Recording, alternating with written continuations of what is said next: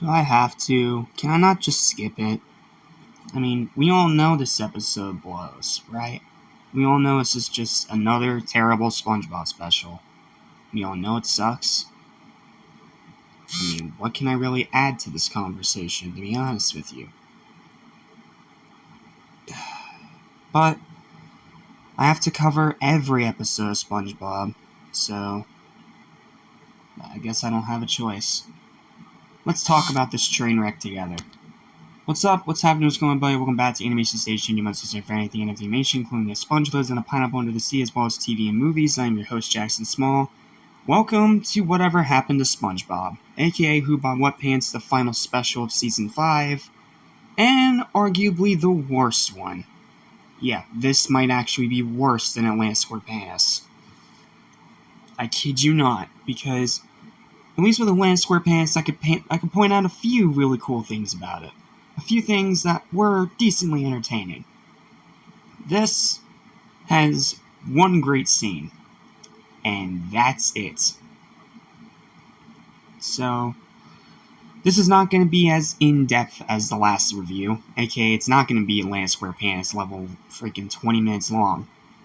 But there is a good bit to talk about with this episode, and a lot of it is bashing it. Now, if you're wondering, wait a second, what's with the alternate title?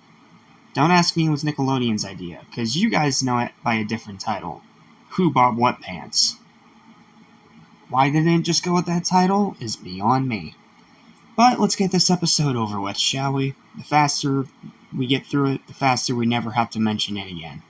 Outside of maybe like a worst to best specials video I might do in the future, I don't know. So, in Whobob Whatpants, yes, I'm going to keep calling it that because its actual title is just lame. SpongeBob ends up leaving town after everyone starts calling him Idiot Boy, aka all his friends. Now, you can do this part right. You can do it right. Problem is they don't do it here, because they do the entire thing backwards. See, the best friend in this kind of scenario is supposed to be the actual breaking point. Like, that's it. I have to go. But for some reason here, Patrick is first. Why?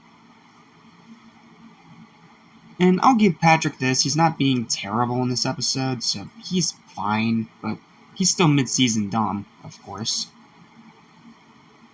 So, it starts with SpongeBob waking up, saying hi to the mailman, and the mailman gets immediately killed.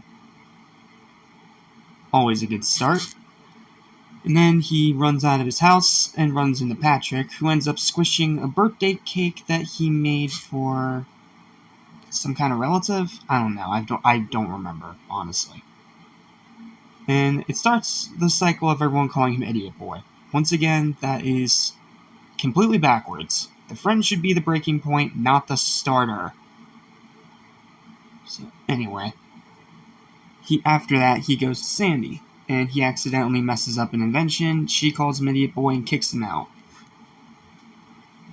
Okay, so what does he do then? Well, then he goes to the Krusty Krab, he tries to work, but then instead he deep fries Mr. Krabs. And that's the breaking point according to the episode, which, again, completely backwards. You don't do the boss last. That literally has no impact whatsoever. If you want this to actually feel significant, writers, you need to have the best friend be the last one to call him Idiot Boy. Because that means that everyone hates him, and then he's going to feel inclined to leave.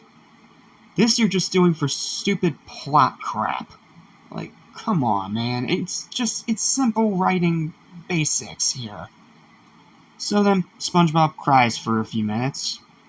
Always a nice addition to any atrocious pile of garbage. And he leaves town, heading for New Kelp City. So, he goes... Oh, wait, he also hugs Gary too hard and breaks his shell. I almost forgot, because this episode's so forgettable, I forget half of it, to be honest with you. So, if this review is scatterbrained, I apologize, but this episode's so boring, I hardly remember it. Like, even after this most recent rewatch, it's already just one in ear, out the other. So then he leaves, everyone starts feeling bad, and they decide to try to go after him. Except for Squidward, because Squidward just has to be the antagonist here. I'll give them credit though, at least Plankton isn't shoehorned into the plot this time. They're learning a little bit. So, Krabs tricks Squidward the Fabergé egg. Why he cares about this, I don't know. To go and get SpongeBob, after he smashes Sandy's sponge tracker. So, while they're doing that, SpongeBob's in New Kelp City, but the thing is, at this point, he lost his memory because he ran down a hill and got hit by a rock. Yes, he has amnesia. Instead, now everyone thinks his name is Cheesehead Brownpants. I'm sorry, A, that name is stupid, and not in a funny way, just in a lazy way.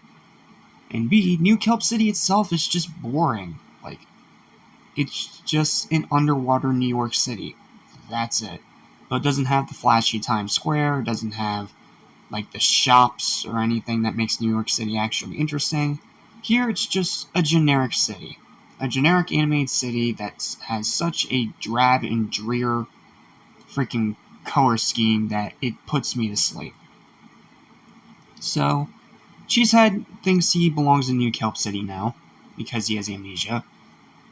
So, he tries to get a job, but whenever he blows bubbles, everyone freaks out and immediately fires him.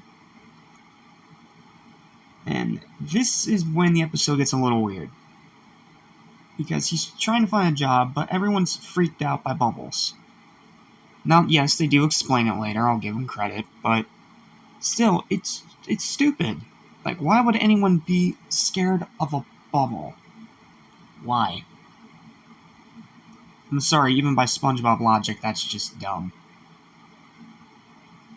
Oh, and let's not forget the most infamous part of the episode, where he is tattered and wrinkled, he walks into a guy, and he goes, "Is there something wrong with me?" And you get one of the most gross, horrific, and disgusting images in SpongeBob. Now, yes, they've done these gross outs before, in pre-movie, yes, but there it was done for the effect of comedy. This is just here to make you puke.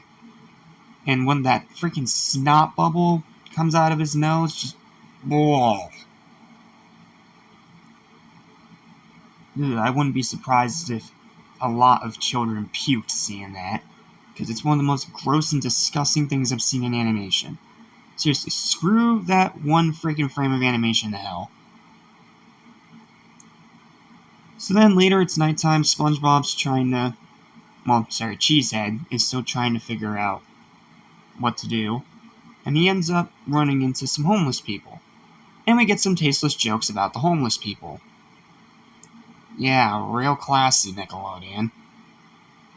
And once again, SpongeBob gets out his bubble, saying it steadies the old nerves, and once again, we have bubbles compared to cigarette smoking.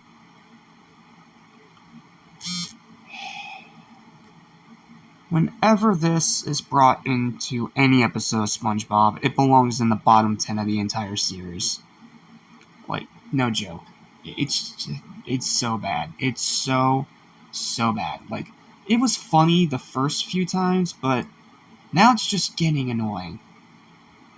Come on. Anytime bubbles are connected to smoking, A, that sends a bad message to kids that smoking is good for you, which it's not. And B, it's just plain distasteful. It's just stupid. So then we finally figure out why everyone is scared of bubbles, and that's when the bubble popping boys come in. And this is the one legitimately great part of this episode. We have a group of greasers, with the main greaser voiced by, get this, Ray Romano, may he rest in peace. And they talk about how they're always about popping bubbles and they never allow bubbles to be around in their town. And then we get a pretty decent, cool fight scene, with SpongeBob trying to both avoid the greasers while also using bubbles to try and fend them off at the same time. It's interesting, it's unique, it gives some cool animation. This part's legitimately great. I love this part of the episode, and this entire one part is better than pretty much the entirety of Atlantis Scorpanus.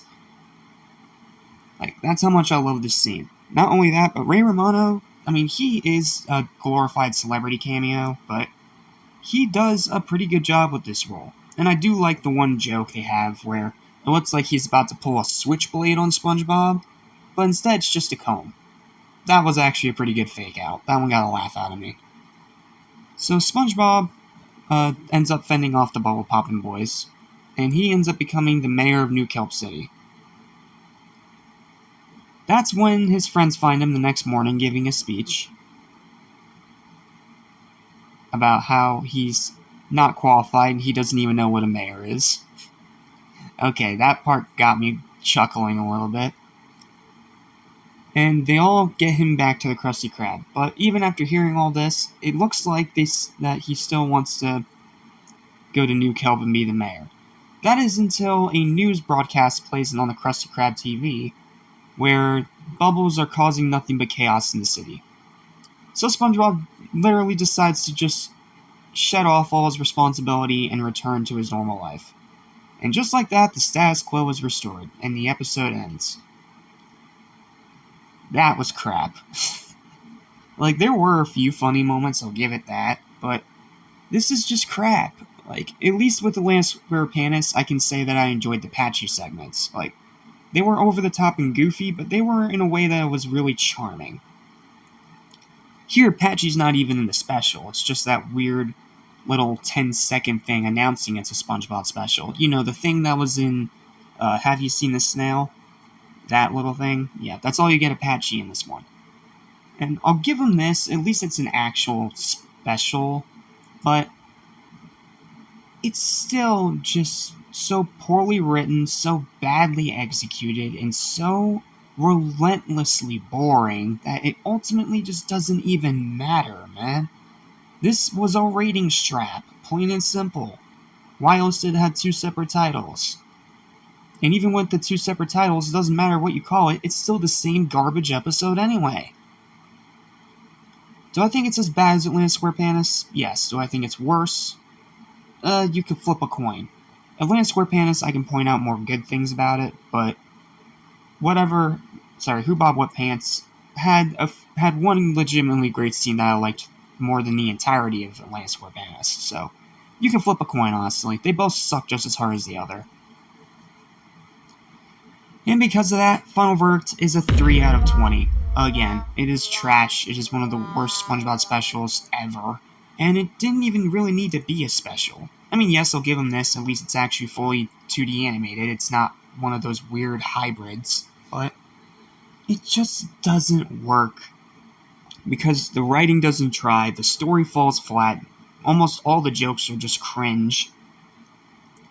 Some of the jokes in there are absolutely distasteful and horrendous. One frame of disgusting imagery that can forever rot in hell, and an ending that just shows how SpongeBob just shirks off all responsibility. And no, you can't use the he got his memory back excuse, because they literally showed him getting hit by that Fabergé egg, getting his memory back, but still going back to New Kelp. This episode blows. It sucks, it blows, it's terrible. That's it. That's all I got. See you in the next review. I'm gonna go watch some pre-movie now to rinse this horrible crap out of my mind. Later. You